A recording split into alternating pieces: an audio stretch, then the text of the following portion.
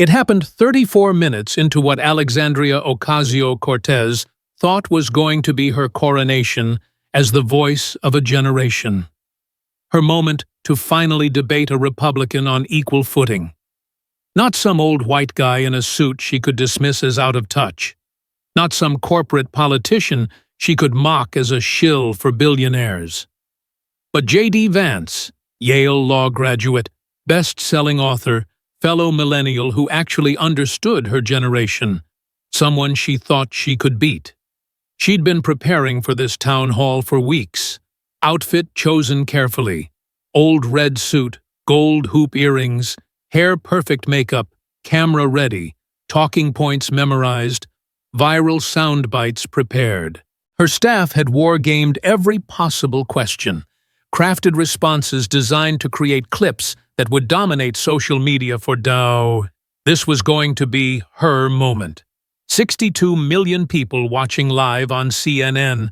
A chance to educate America about democratic socialism, about the Green New Deal, about why her generation demanded bold action on climate and healthcare and inequality.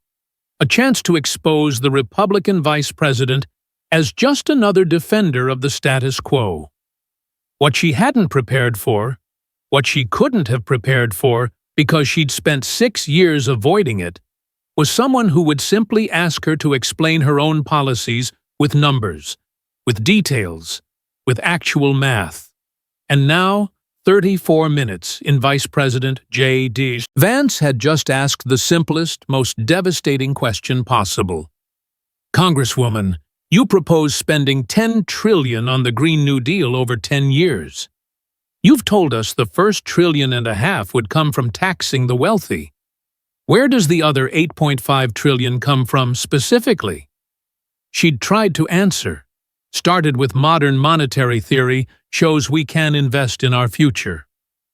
Vance had stopped her gently and asked her to explain modern monetary theory. She couldn't, not really, just some vague words about sovereign currency and productive capacity that made it clear she'd never actually studied it. She'd pivoted to economic growth from green jobs. He'd asked what growth rate she was assuming. 3%, 5%, 8%. She didn't know, hadn't calculated it, had never actually run the numbers to see if economic growth could generate enough tax revenue to cover the spending. She'd tried. We can't put a price tag on saving the planet. The emotional appeal that always worked on Twitter, but Vance had responded calmly that he wasn't asking about whether climate change was important. He agreed it was. He was just asking if her specific plan was mathematically possible. And now she was standing at her podium, stammering, her confident social media persona completely evaporated, replaced by the look of someone who'd just realized she'd been asked to show her work on a test she'd never studied for. The cameras were tight on her face. Every person in that CNN studio in Atlanta could see it. Every one of the 62 million viewers watching at home could see it. She had no idea where the money would come from. None. She'd introduced the Green New Deal resolution 6 years ago and had apparently never bothered to check if it was affordable. Had given hundreds of speeches about it, written tweets, done Instagram live streams, worn the slogan on t-shirts, but she'd never done the math. And J.D. Vance, the working-class kid from Ohio who'd pulled himself out of poverty through the Marines and Yale Law School, who'd written a best-selling book about the forgotten Americans that politicians like AOC claimed to represent, was standing calmly at his podium with a slight smile, waiting for her to answer a question she couldn't answer because she didn't know. She'd never known. She'd just assumed that passion and moral certainty were enough. They weren't. But to understand how we got to this moment, to this frozen second where Alexandria Ocasio-Cortez's entire political brand started crumbling on live television, we need to rewind. Not far, just 4 minutes back to when she walked onto that stage thinking she was about to have her finest hour. 2 weeks earlier, CNN had announced something unusual. A special town hall event billed as generational debate. Two millennial leaders, two visions for America. On one side, Vice President J.D. Vance, 41 years. 1 year old, Marine veteran, Yale law graduate, venture capitalist, turned senator, turned vice president, author of Hillbilly Elegy, the memoir about growing up poor in Appalachia that had become required reading for people trying to understand the forgotten working class. On the other side, Representative Alexandria Ocasio-Cortez, 35 years old, Democratic Socialist, member of the Squad, co-sponsor of the Green New Deal, social media phenomenon with millions of followers, the face of the progressive movement, the youngest woman ever elected to Congress, same generation, wildly different politics, both claiming to represent working Americans. CNN had been promoting it relentlessly. The future of American politics, a clash of ideologies, who speaks for millennials. AOC had accepted immediately. This was exactly the kind of platform she thrived on. Town hall format meant she could connect emotionally with the audience, could tell stories, could make people feel something. And Jake Tapper moderating meant a journalist she could work with, not some Fox News host trying to ambush her. Her team was ecstatic. This was a chance to take on the Republican VP directly, to show America that her vision, bold, transformative, uncompromising, was what the country needed. They'd spent years being told they were too radical, too unrealistic, too extreme. Now they'd proved the critics wrong. Behind the scenes at the White House, Vance's team was equally pleased, but for different reasons. They'd spent weeks preparing, not with talking points and sound bites, with spreadsheets, with policy analyses, with detailed examinations of every piece of legislation AOC had introduced in her 6 years in Congress. Vance had personally reviewed it all, every bill, every amendment, every resolution. He'd run the numbers, calculated the costs, identified the gaps, the places where passionate rhetoric met mathematical impossibility. And there were a lot of gaps because AOC had spent 6 years in Congress introducing sweeping legislation that sounded transformative, but was actually just collections of aspirational goals with no implementation plans. Bills that promised the world but never explained how to pay for it or how to actually make it work. She'd gotten away with it because friendly media never pressed her on details, because her supporters cared more about the vision than the execution, because tax the rich and Green New Deal sounded good, and nobody asked uncomfortable questions about arithmetic. Vance was going to ask those questions. His strategy was simple. He'd used it in law school debates at Yale, in business negotiations in Silicon Valley, in Senate hearings in Washington. Let your opponent make their claims. Don't interrupt. Don't attack. Just ask them to explain how it actually works. If the policy is good, they'll explain it clearly, and everyone learns something. If the policy is bad, they'll expose themselves by being unable to answer basic questions about their own proposals. AOC's policies, Vance had concluded after weeks of study, were very bad, and she was about to expose herself. The CNN studio in Atlanta was packed beyond capacity. They'd set it up like a town hall. 2 podiums facing each other at an angle audience in a semicircle around them. Cameras positioned to catch every reaction. The audience had been carefully selected to be split 50-50 between Democrats and Republicans, all under 40 years old, all vocal about politics. At exactly 6:00 p.m. Eastern Time, Jake Tapper walked out to his position between the 2 podiums. Good evening from Atlanta. Tonight, a conversation between 2 of the most prominent millennial voices in American politics. He gestured to stage left. Vice President J.D. Vance, Marine Corps veteran, Yale Law School graduate, former venture capitalist, former senator from Ohio, author of the best-selling memoir Hillbilly Elegy about growing up in America's forgotten communities, now serving as the 49th Vice President of the United States. Vance walked out. Simple dark suit, blue tie, no flourishes. He nodded to the audience, acknowledged Tapper, and took his position at his podium. He looked comfortable, but not showy, like someone who'd done this 1,000 times and didn't need to prove anything. Tapper gestured to stage right. Representative Alexandria Ocasio-Cortez of New York's 14th District. At 29, the youngest woman ever elected to Congress, member of the House Financial Services and Oversight Committees, Democratic Socialist, co-sponsor of the Green New Deal, champion of Medicare for all, and a voice for millions of young Americans demanding transformative change. AOC's entrance was choreographed. She'd planned it. The confident stride, the big smile, the wave to the audience. She was wearing a bright red suit that would photograph well. Gold hoop earrings that had become part of her signature look. This was her moment, and she was going to own it. The Democratic side of the audience cheered loudly. This was their champion.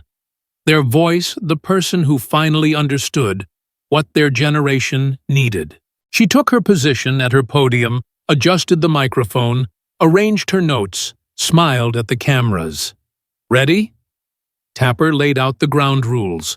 90 minutes, opening statements, then questions from him and from the audience. Respectful disagreement encouraged. Personal attacks would not be tolerated. Both participants nodded their agreement. Congresswoman Ocasio-Cortez, you won the coin toss. Your opening statement. AOC took a breath. She'd rehearsed this 50 times. It was perfect. Thank you, Jake. And thank you to everyone watching at home. We gathered tonight at a moment of crisis. Multiple crises, actually. A climate crisis that threatens the very existence of human civilization. An inequality crisis where billionaires hoard obscene wealth while working families can't afford rent or health care or education. A healthcare crisis where medical bankruptcy destroys lives. A student debt crisis crippling an entire generation. She paused for effect. Let the gravity of her words sink in. For too long, we've been told that bold solutions aren't realistic, that we need to be incremental, that we can't afford to dream big. I reject that. Our generation rejects that. We demand a Green New Deal to save the planet and create millions of good-paying jobs. We demand Medicare for all to guarantee health care as a human right. We demand tuition-free college so every young person has opportunity. We demand housing as a right, not a commodity. Her voice was rising now, passionate. This was her wheelhouse. We don't need incrementalism. We don't need compromise with corporations and billionaires. We need transformation. And that's what I'm fighting for. Not because it's easy, because it's necessary. The Democratic side of the audience erupted in applause, cheering. This was exactly what they wanted to hear. AOC smiled, soaked it in. This was going well. Tapper turned to Vance.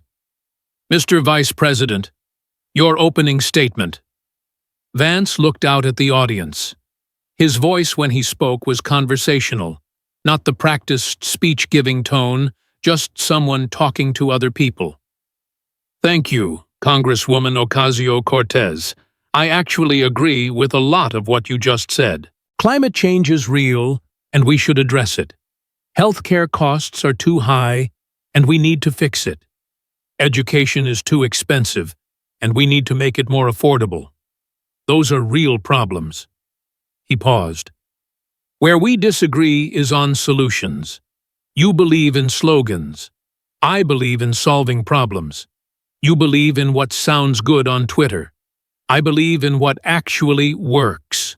You believe in bold proposals that don't need to explain how they'd be paid for or implemented. I believe in asking the hard questions before spending trillions of dollars. AOC's smile tightened slightly. This wasn't the Republican response she'd expected. Usually they just attacked, denied the problems existed. This was different. Vance continued, "So tonight I'm going to do something very simple. I'm going to ask you to explain your own policies. That's it. No personal attacks. No gotcha questions. Just explain how the things you've proposed would actually work with numbers, with details, with honest acknowledgement of trade-offs and costs." He looked directly at her. "If your policies are good, you'll be able to explain them. If they're not, that'll become obvious too." He turned to the audience. "And then we'll let the American people decide if these are serious solutions to serious problems or just expensive bumper stickers that sound good but would never actually function in reality." The Republican side applauded, but something else happened. Some of the Democrats looked thoughtful, like maybe they wanted to hear the answers to those questions too. AOC felt a small flutter of unease, but she pushed it down. She knew her policies. She'd been giving speeches about them for 6 years. She could handle this. "I welcome that conversation," she said confidently. She had no idea what she'd just welcomed. Jake Tapper looked down at his notes, then back up at both participants. "Let's start with healthcare since both of you mentioned it. Congresswoman Ocasio-Cortez, you've been a vocal supporter of Medicare for All. Can you walk us through how that system would work?" AOC nodded. This was her signature issue. She'd talked about it hundreds of times. Medicare for All would finally guarantee health care as a human right in the richest country in the world. Every single American would have comprehensive coverage. No premiums, no deductibles, no co-pays, no surprise medical bills, no networks. You get sick, you see a doctor, you get treatment. Simple. And we join every other developed country in the world that's already figured this out. Applause from the Democratic side. Several people nodding enthusiastically.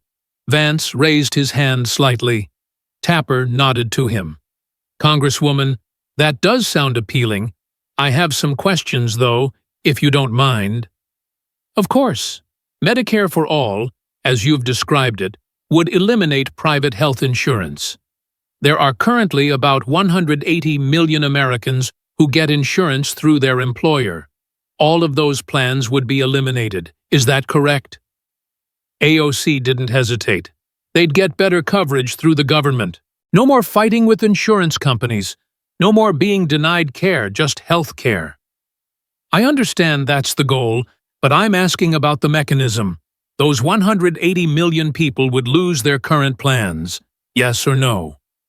"We'd transition them to superior public coverage." "Yes, so that's a yes. Their current plans would be eliminated." Vance pulled out a small notebook. He'd clearly come prepared. "Now, let's talk about cost. The Urban Institute, which is a left-leaning think tank, estimated Medicare for All would cost $34 trillion over 10 years. Do you dispute that estimate?" AOC looked slightly annoyed. "There are various studies with different estimates depending on assumptions, but 34 trillion is in the mainstream range of estimates. It's not some right-wing number. Urban Institute is progressive. So roughly 34 trillion over 10 years. That's accurate enough? It's in the ballpark of estimates, yes?" Vance did some quick math in his head. His voice remained conversational, not attacking, just asking. "Okay, so 34 trillion over 10 years is $3.4 trillion per year. The current federal budget is about 6 trillion per year total. So you're proposing to add 3.4 trillion per year to federal spending. That would be a 57% increase in the size of the federal government. How would you pay for that?" AOC had her answer ready. She'd been asked variations of this question before. "We would implement a progressive tax system that asks the wealthiest Americans to finally pay their fair share. Close corporate tax loopholes that let billion-dollar companies pay zero in federal taxes. Implement a financial transaction tax on Wall Street speculation, and we'd actually save money by eliminating the profit motive and administrative waste in our current system. It sounded good. She'd delivered it confidently. But Vance was already pulling out more notes. Let's walk through that. Elizabeth Warren's wealth tax proposal is probably the most aggressive wealth tax that's been seriously proposed. It would raise about $3 trillion over 10 years, according to most estimates. That's $300 billion per year. You need $3.4 trillion per year. Where does the other $3.1 trillion come from? AOC felt the first hint of the trap. Closing corporate loopholes would raise hundreds of billions. The Congressional Budget Office estimates closing all major corporate tax loopholes would raise about $100 billion per year. So now we're at $400 billion out of $3.4 trillion. Still need $3 trillion more per year. What else? The financial transaction tax on Wall Street trades would raise maybe $50 billion per year, according to CBO estimates. And that's assuming it doesn't significantly reduce trading volume, which it almost certainly would. So we're at $450 billion now, still short by about $3 trillion per year. That's more than the entire defense budget. Where does it come from? AOC was starting to feel frustrated. This wasn't how these conversations usually went. Usually when she cited revenue sources, people just nodded and moved on. Vance was actually checking the math. We would save significant amounts of money by eliminating insurance company profits and reducing administrative costs. Vance flipped to another page in his notebook. All health insurance company profits combined are about $20 billion per year. Administrative savings in a best-case scenario might be $200 billion per year. Though most economists think that's optimistic since government programs have their own administrative costs. But let's use that number. So we've added $220 billion in savings to our $450 billion in new revenue. That's $670 billion total. Still need $2.7 trillion more per year. He looked up at her. His expression wasn't hostile, almost curious, like a professor asking a student to work through a problem. Congresswoman, you're still short by $2.7 trillion per year. That's more than the entire defense budget, plus all spending on education, plus all Veterans Affairs combined. Where does it come from? There was a long pause. The audience was completely silent, watching, waiting. AOC tried another angle. Economic growth from having a healthier population would generate additional revenue. What growth rate are you assuming? Specifically, what percentage increase in GDP? Studies have shown that universal healthcare systems can lead to economic growth. I'm asking for a number. 3% GDP growth, 5%, 10%. You're proposing to spend $3.4 trillion per year. Surely you've calculated what rate of economic growth would be necessary to generate enough additional tax revenue to pay for it. Another long pause, cameras tight on AOC's face. She didn't have a number, had never calculated one, had never actually run the math to see if economic growth could generate enough revenue. I would need to consult with economists to give you specific growth projections. Vance's voice remained gentle, but his words were devastating. You don't know, do you? You've been championing Medicare for 6 years now. You've introduced legislation. You've given speeches. You've told millions of Americans that this is the solution to our healthcare crisis, but you've never actually calculated whether it's mathematically possible to fund it. AOC's face flushed. Her voice rose defensively. I'm not going to sit here and play Washington math games while people are dying because they can't afford insulin or can't see a doctor or are going bankrupt from medical bills. Vance didn't raise his voice, didn't get defensive, just responded calmly. It's not a game, Congresswoman, it's arithmetic. You're asking the American people to trust you to reorganize 1/6 of the entire economy, to eliminate health insurance for 180 million people, to spend $3.4 trillion per year of their money. The absolute least you owe them is an explanation of how you'd pay for it. He turned slightly to address the audience directly. If someone came to any of you asking to borrow $3.4 trillion per year, but couldn't explain how they'd pay you back, would you give them that money? Several people in the audience shook their heads, even some on the Democratic side. AOC tried to respond. The moral imperative of health care as a human right? I'm not questioning the moral imperative. I'm questioning whether your specific plan is viable. And based on this conversation, I don't think you actually know if it is because you've never done the math. Silence. Uncomfortable silence. AOC had no response because he was right. She'd never done the math, had never needed to. Passionate speeches and moral appeals had always been enough until now. Jake Tapper, sensing the tension, tried to move forward. Let's shift to another topic. The Green New Deal. Congresswoman, this has been your signature legislative proposal. Can you walk us through what it would entail? AOC was grateful for the subject change. This was her territory, her creation. The Green New Deal is a comprehensive plan to address the climate crisis while creating millions of good-paying union jobs.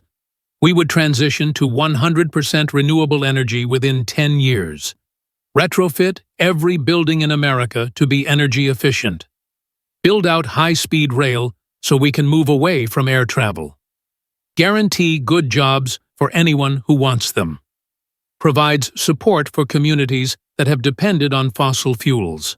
It's the only climate plan that matches the scale of the crisis we face.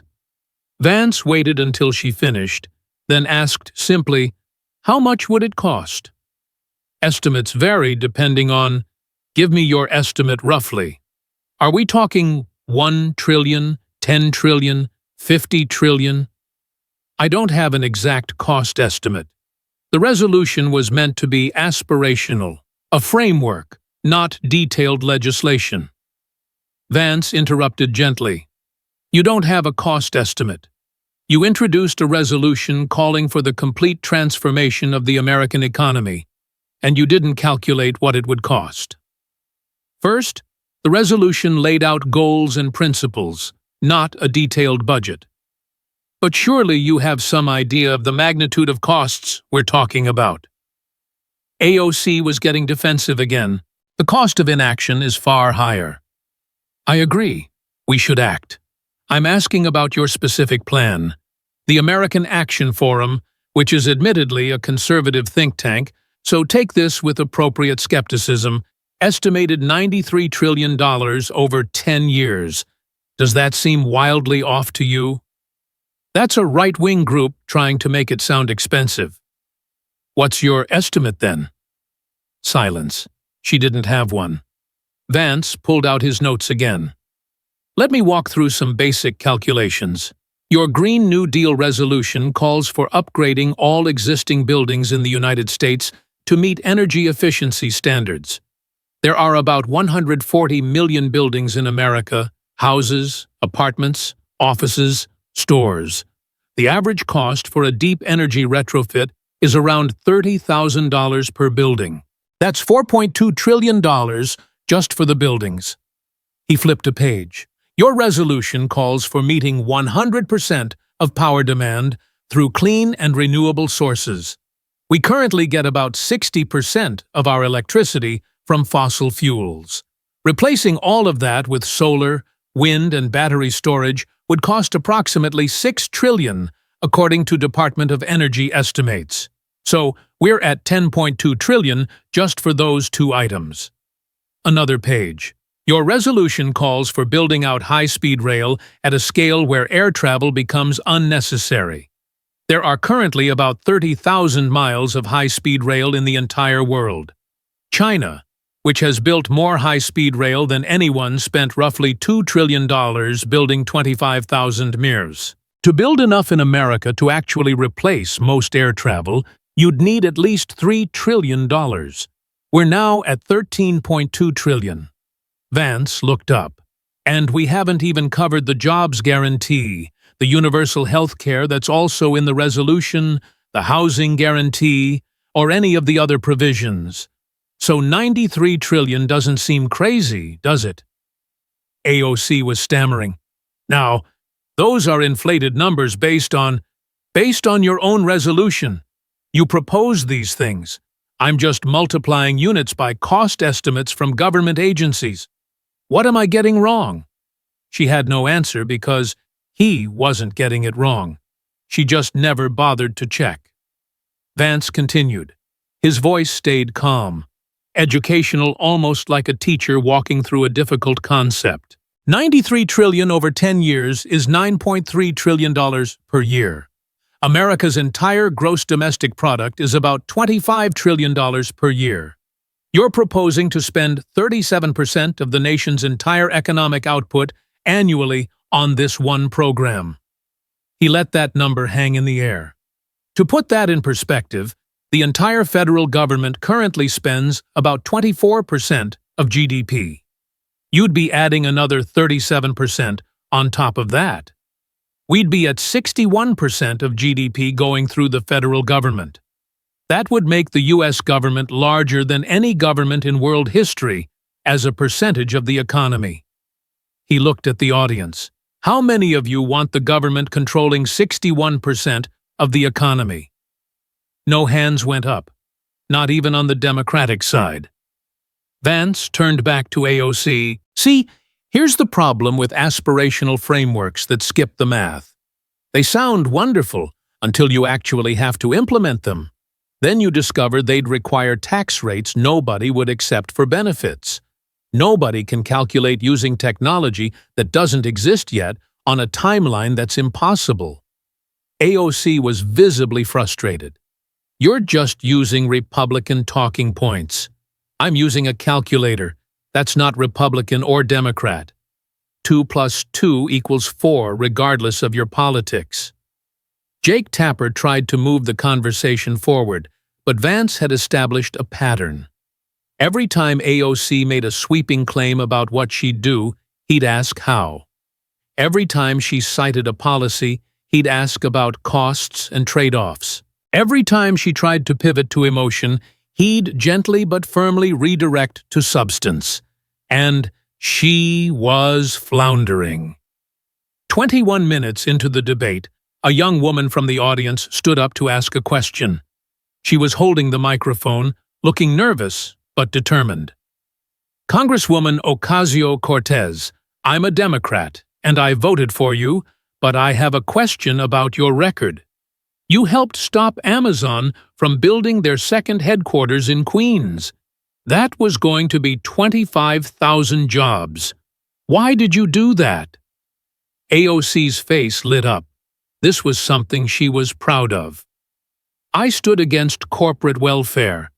Amazon, one of the richest companies in the world, wanted $3 billion in subsidies from New York taxpayers. I said, no, we don't need to bribe corporations to come to our communities. We need them to pay their fair share and create good jobs without handouts. There was applause from some in the audience. Others looked skeptical. Vance raised his hand. May I follow up on that? Tapper nodded. Congresswoman, how many jobs was Amazon planning to bring? They promised 25,000. They guaranteed 25,000 jobs. That wasn't a promise. That was a contractual commitment. Average salary of $150,000 per year. So that's $3.75 billion in annual wages coming into your district and the surrounding areas. You stop that to save $300 million per year in tax incentives. That's a 12-to-1 return on investment. Most businesses would kill for a 12-1 ROI. He paused to let that sink in. So let me make sure I understand your decision. You gave up $3.75 billion in annual wages to avoid spending $30 million in subsidies. That's turning down $12 to save $1. Does that make sense to you? AOC tried to defend herself. Those jobs weren't for my constituents. They were for tech workers who would have driven up rents and displaced people. Your constituents don't want jobs that pay $150,000 per year? They would have needed training and education to qualify. Amazon committed to providing that training. It was part of the deal.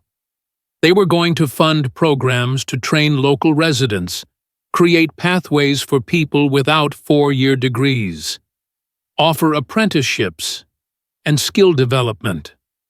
All of that was in the agreement. Vance pulled out yet another document from his seemingly endless supply.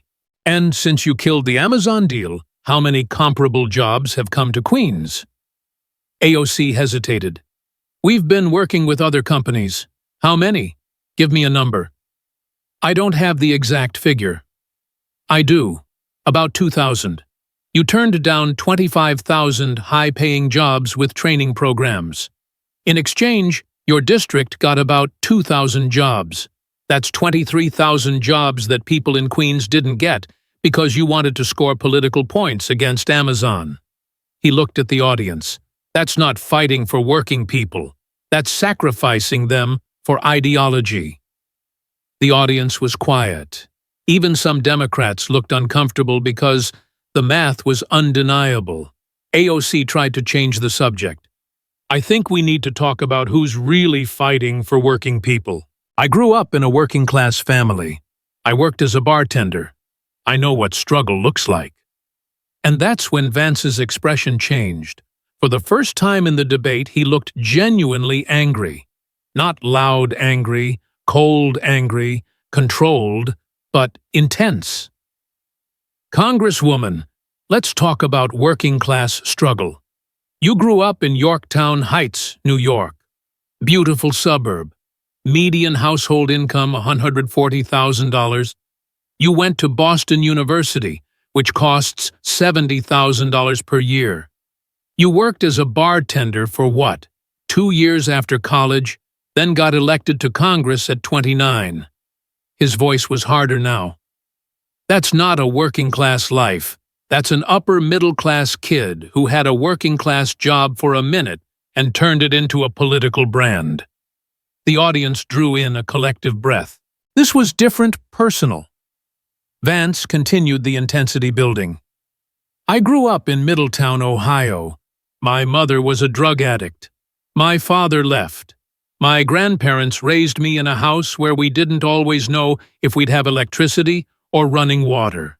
We were poor, actually poor, not bartended for 2 years poor. Like sometimes we didn't eat poor. I joined the Marines because I had no other options, used the GI Bill to pay for college, worked full-time through Yale Law School. Every job I've had, I needed it to survive. Not for experience or stories or my political brand, for food, for rent, for basic survival. He locked eyes with her.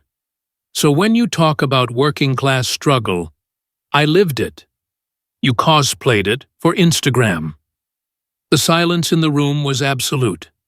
Nobody moved. Nobody breathed. Vance wasn't done. And here's what really burns me about your politics. The policies you propose would destroy the actual working class. Not the Twitter version, not the viral clip version.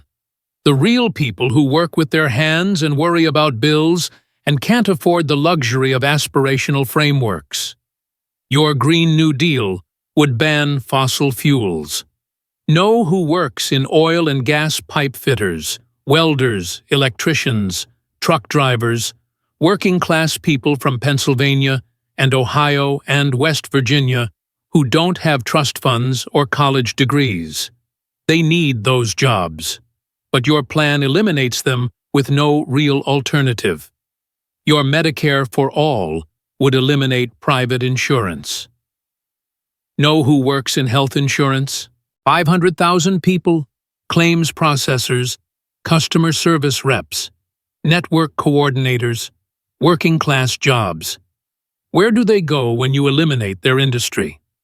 Your $15 minimum wage sounds compassionate. Know what happens? Small businesses can't afford it. They cut staff. Young people can't get entry-level jobs. Teen unemployment spikes. I've studied the data. It's clear. His voice rose slightly. You propose these sweeping policies that sound good at rallies, but they hurt the very people you claim to fight for because you've never actually had to live with the consequences of policy. You went from a nice suburb to a private university to Congress. You've never experienced what it's like when bad policy destroys communities. He paused. Let the emotions settle. I have. My family has. My town has. We've lived through factories closing and jobs disappearing and an opioid crisis that killed people I grew up with. We know what happens when policy sounds good, but doesn't work. He looked at her, then at the audience. You know what it's like to get likes on Twitter, to go viral, to be praised by celebrities and activists. That's your experience of working-class struggle. Mine was watching my mother overdose, wondering if we'd have food, joining the military because it was the only way out. So, don't lecture me about working-class values, and don't pretend your policies help working people when the math shows they destroy working-class jobs and communities. The audience didn't applaud. Too stunned, too raw. AOC looked like she'd been slapped. Her hands were gripping the podium. Her face was red. She wanted to respond, but couldn't find words because everything he'd said was true, and everyone in that room knew it. Jake Tapper, clearly shaken by the intensity of that exchange, tried to regain control of the conversation. Let's take a breath and move to our next topic. We have time for one more substantive exchange before closing statements. Vance nodded. His intensity had subsided, back to the calm, methodical persona. I'd like to return to the Green New Deal if that's okay, Jake. I want to ask Congresswoman Ocasio-Cortez to explain one specific part of it. Tapper looked at AOC. She nodded, though she looked wary. Congresswoman, your Green New Deal resolution includes a jobs guarantee. Can you explain what that means? AOC was grateful to return to policy away from the personal. A jobs guarantee means the federal government ensures that anyone who wants a job can have one. Meaningful work with dignity and a living wage. Doing what kind of work? Whatever work needs to be done in communities, infrastructure, care work, teaching, environmental restoration, public service. Who decides what work needs to be done? Government agencies would coordinate with local communities to identify needs. So the government decides and manages these workers. Where would they work? What would they be paid? AOC was getting frustrated. Those would be implementation details. Vance stopped her gently but firmly. No, those aren't implementation details. Those are the entire policy. You can't just say jobs for everyone without explaining how it works. That's not a plan. That's a slogan. He shifted approach. Let me ask simpler questions. How many people are currently unemployed in the United States? AOC clearly didn't know. I would need to check the current Labor Department numbers. About 6 million. So, a jobs guarantee would need to employ at least 6 million people immediately. Right. Otherwise, it's not guaranteeing jobs for everyone in a full implementation. Yes. What's the average federal government salary? It depends on the position on average roughly. Maybe $50,000. Okay, so 6 million workers times 50,000 each. That's $300 billion per year just in salaries.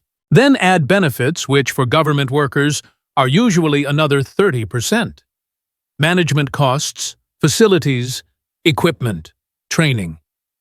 Figure at least $400 billion total per year. Vance looked at her directly. Where does the $400 billion come from? Which taxes increase? AOC had no answer. Again, it's an investment in people. That's not an answer to my question. Where does the $400 billion come from? You're proposing it. You must know how it's funded. Silence. Vance pressed on, his voice still calm but relentless. And here's another question.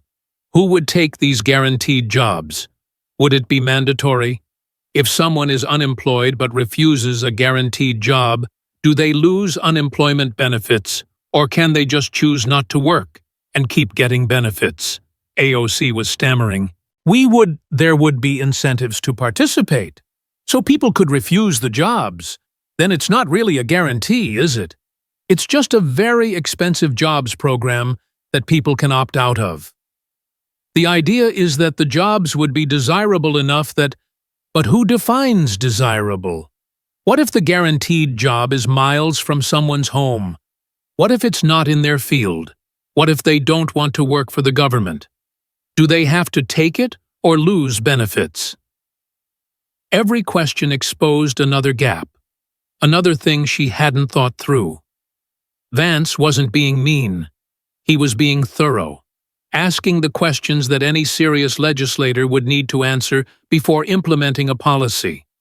And AOC had no answers because she'd never actually worked through any of it, had just liked how jobs guarantee sounded. Vance stepped back, looked at the audience. This is the pattern, folks. The Congresswoman proposes sweeping transformations of American society. When asked how they'd work, she doesn't know. When asked what they'd cost, she doesn't know. When asked how they'd be paid for, she doesn't know. But she's absolutely certain they need to happen. He turned to AOC. Congresswoman, you've been in Congress for 6 years. You sit on the Financial Services Committee. You've introduced major legislation. You've given countless speeches about transforming America, but you can't answer basic questions about your own proposals. You don't know what they cost. You don't know how they'd be funded. You don't know how they'd be implemented. You don't know who would manage them. You don't know what trade-offs they'd require. You just know they sound good. They feel right. They make you popular on social media. His voice was quiet, but devastating. That's not governance. That's performance art.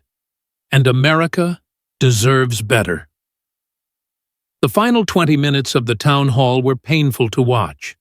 Jake Tapper tried to give AOC chances to recover, asked her about other issues, gave her soft questions about her vision for the future, but she'd been exposed.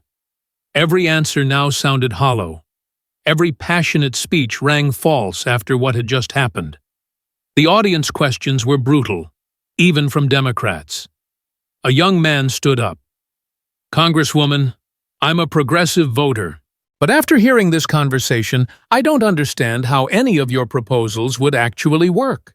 Can you point to one piece of legislation you've introduced that has detailed funding mechanisms and implementation plans? AOC couldn't. A woman in her 30s. You talk about taxing the rich, but Vice President Vance showed that wouldn't raise enough money. Where does the rest come from? Are you proposing higher taxes on the middle class? AOC tried to dodge. Vance gently brought it back. That's actually a really good question. Are you proposing middle-class tax increases, yes or no? She wouldn't answer directly, which was an answer in itself. A college student. I supported the Green New Deal, but I never knew it would cost that much. How did you introduce it without knowing the cost? AOC had no good answer. By the time they got to closing statements, she looked diminished. The confident social media star from the beginning of the night was gone. Her closing statement was defensive, about how Washington insiders try to kill bold ideas with math, about how we can't be afraid to dream big, about how the moral urgency of the crisis we face demands action, not analysis paralysis. It landed flat, because everyone had just watched her fail to explain her own policies. Vance's closing statement was simple. I want to thank Congresswoman Ocasio-Cortez for being here tonight. I know this wasn't easy. These are hard conversations, but they're necessary conversations because governance isn't about slogans or viral moments or making people feel good. It's about solving problems, real problems for real people. That requires more than passion. It requires competence, knowledge, the ability to actually understand how policy works, to do the math, to think through second and third order consequences, to make trade-offs, to be honest about costs and benefits. He looked directly at the camera. The American people deserve leaders who've done their homework, who know what their proposals would cost, who can explain how they'd be implemented, who understand that good intentions aren't enough. Tonight, I asked the Congresswoman to explain her own policies. She couldn't, and that should concern everyone who cares about good governance. Simple, direct, devastating. Within hours, the internet exploded. The clips were everywhere.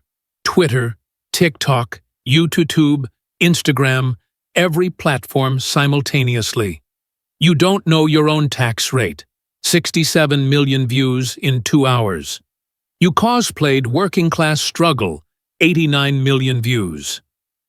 The full breakdown of Green New Deal math.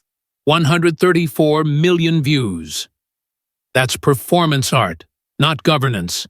78 million views. The sequence where AOC couldn't explain the jobs guarantee. 56 million views.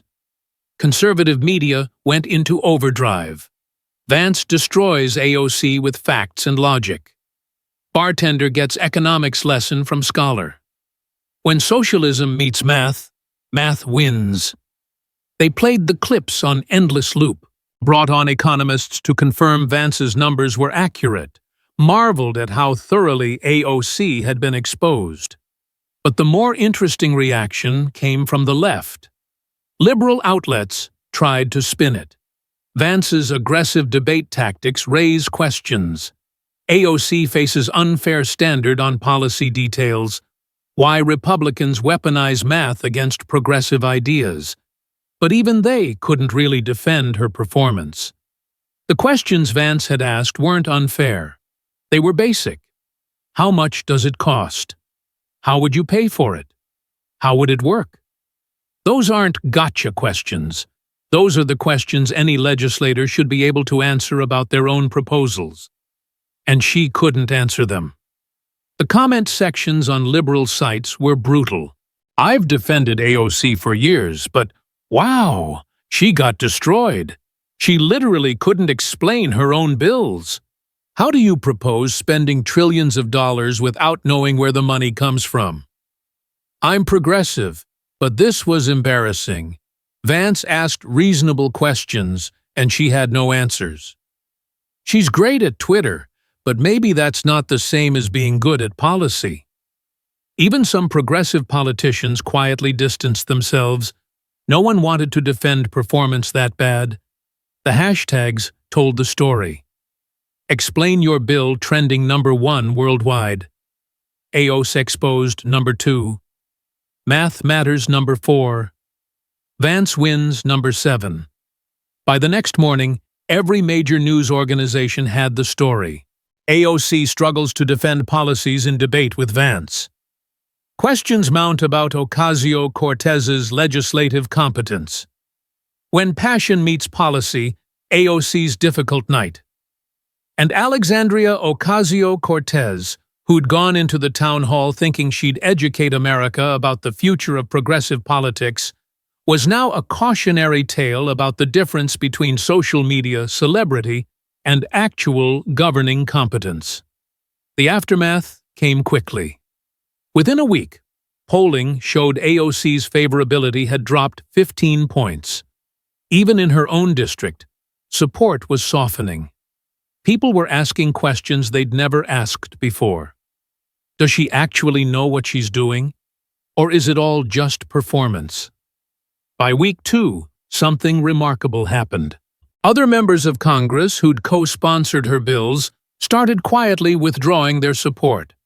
Not loudly, not with press releases, just letting their names be removed from legislation. Because after that debate, nobody wanted to be associated with bills that couldn't be explained or defended.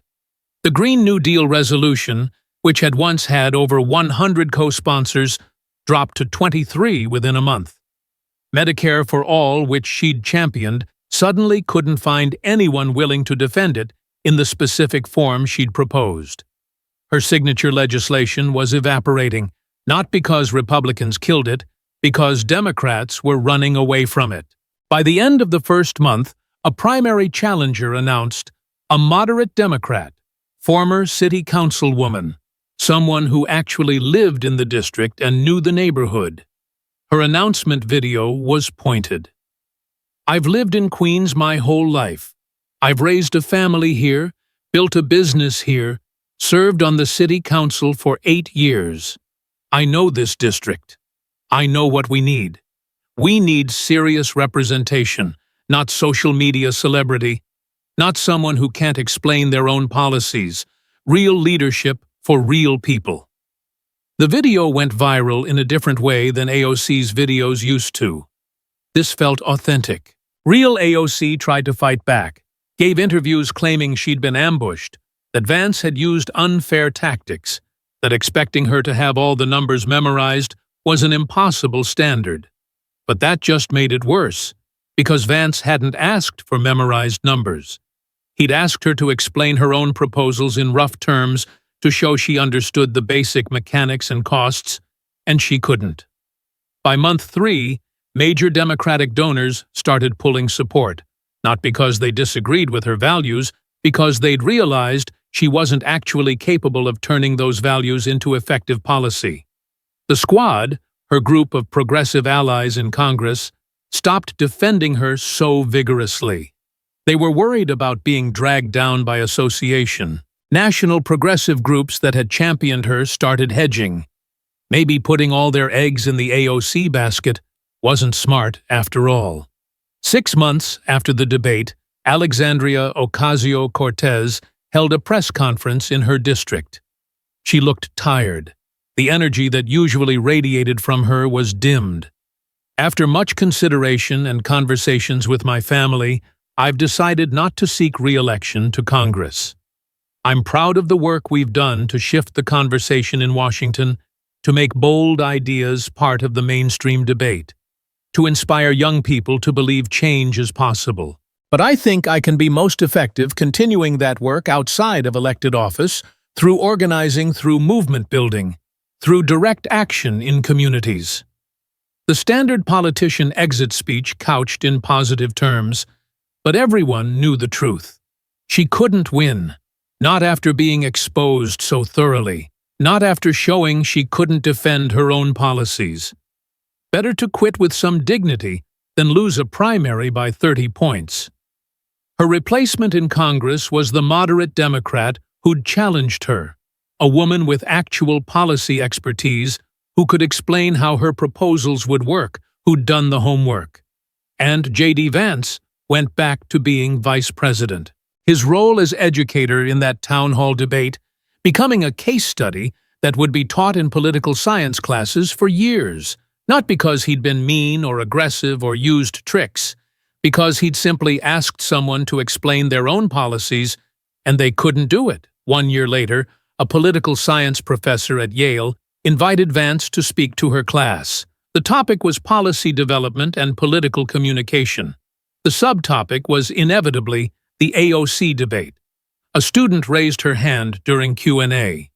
Mr. Vice President, do you feel bad about what happened to Congresswoman Ocasio-Cortez's career after that debate?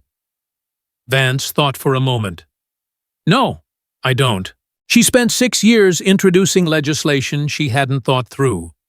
proposing policies that would cost trillions without knowing how to fund them, giving speeches that inspired people but couldn't be implemented. I asked her basic questions. How much does it cost? How would you pay for it?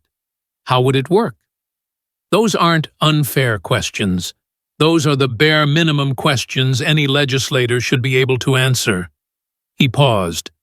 If asking someone to explain their own bill destroys their career, the problem isn't the questions. The problem is they never should have been proposing legislation they didn't understand. Another student. But don't you think expecting detailed knowledge of funding mechanisms and implementation plans is setting too high a bar? Most legislators don't know all those details. Vance shook his head. Most legislators know the broad strokes. They can explain in general terms how things would be funded and how they'd work. They've done enough homework to defend their proposals. Congresswoman Ocasio-Cortez couldn't do that. Not because I asked unfair questions, because she'd never bothered to learn. She'd built a career on passion and viral moments without doing the underlying work. And that's not governance, that's performance. And America deserves better than performance. A third student. What should people learn from what happened? Vance considered the question carefully. That passion isn't enough. That good intentions aren't enough. That moral certainty isn't enough. Governance requires competence, knowledge, the ability to actually understand how policy works, and to think through consequences. AOC confused Twitter popularity with policy expertise. She thought because millions of people liked her posts, her policies must be sound. But those things aren't related. Social media rewards performance. Governance requires substance. And when you can't provide substance, eventually someone will ask you to explain yourself. I hope future leaders learn from what happened. Do your homework. Understand your own proposals. Be able to explain how they'd work. Know what they'd cost. Think through trade-offs. Because if you can't defend your policies when someone asks basic questions, you're not ready to be a legislator. You're just playing one on TV. The AOC town hall became case study material across multiple disciplines. Political science courses taught it as an example of how celebrity politics differs from substantive governance. How social media fame can create the illusion of policy expertise. How voters sometimes confuse passion with competence. Economics departments used it to teach policy analysis, showed how to evaluate whether ambitious proposals are mathematically feasible, how to identify gaps between rhetoric and reality. Law schools incorporated it into courses on legislative drafting as a warning about proposing bills without understanding their mechanics. Business schools used it in negotiations and communications courses. Vance's technique of asking simple questions and letting the other side expose their weaknesses became a teaching tool. The clips were watched hundreds of millions of times total, analyzed from every angle. The moment Vance asked where the $8.5 trillion would come from. The pause when AOC couldn't answer. The working class comparison. The jobs guarantee sequence. And AOC herself largely disappeared from national politics. She did some organizing work, stayed active on social media, though her following gradually declined, occasionally gave speeches at progressive rallies. But she was no longer treated as a serious policy voice because everyone had seen what happened when she was asked to explain her own proposals. She couldn't. And once that was exposed, it couldn't be unexposed. Her Wikipedia page was rewritten, used to lead with her as progressive icon and youngest woman elected to Congress. Now the first paragraph mentioned declining influence after inability to defend policy proposals in televised debate. Entire section on criticism of legislative competence. The Met Gala address was still there. The bartender origin story. The squad. But the narrative had changed. She wasn't the future of the Democratic Party anymore. She was a cautionary tale about the difference between celebrity and competence. And J.D. Vance, the kid from Appalachia who'd pulled himself out of poverty through the Marines and Yale, who'd written a book about the forgotten working class, who'd actually lived the struggle AOC had cosplayed, became known not just as vice president, but as the man who'd exposed the emptiness behind progressive rhetoric, not through attacks or tricks or manipulation, just by asking someone to explain their own policies and showing the world that they couldn't. Sometimes the most devastating question is the simplest one. How does it work? And if you can't answer that, maybe you shouldn't be proposing it.